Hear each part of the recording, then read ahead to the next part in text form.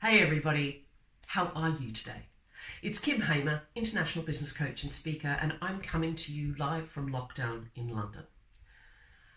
I wanted to share a little story with you today about the importance of the small things we do. And in particular, this one's about integrity. Now, don't go anywhere. I know integrity sometimes can feel like a bit of a highbrow, highfalutin subject, but I want to share a little example with you that happened to me that really brought home the importance of being your word this week. So I am a small business. I'm a business coach. So my cash flow is king. And when my clients pay me, that's really important for me to be able to manage my cash flow and manage my expenses and my outgoings in my business.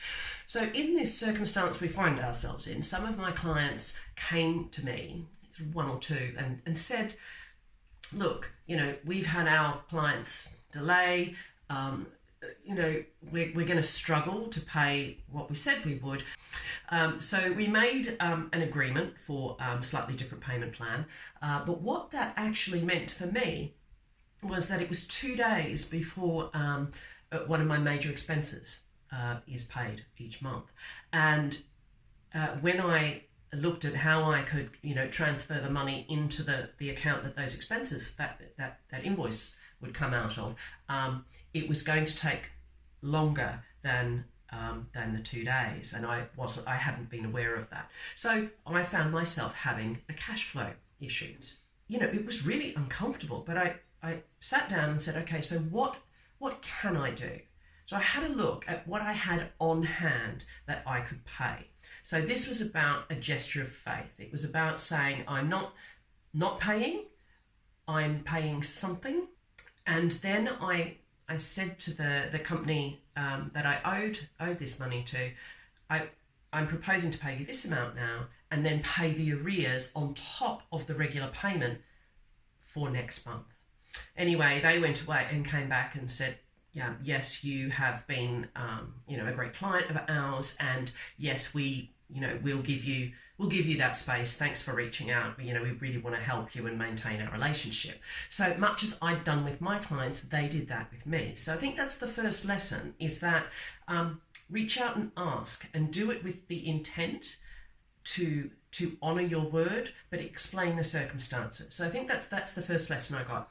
The second lesson I got was when I actually made that payment that I promised to make. So I made the regular payment and then I paid the arrears as well. So I kept my word. But what I did was, when that payment went out, I actually emailed the company back and said, thank you for your support. I just wanted to confirm that I have made the regular payment and I've also paid the arrears that you agreed to let me have last month. Thank you for your support, and I hope all's well.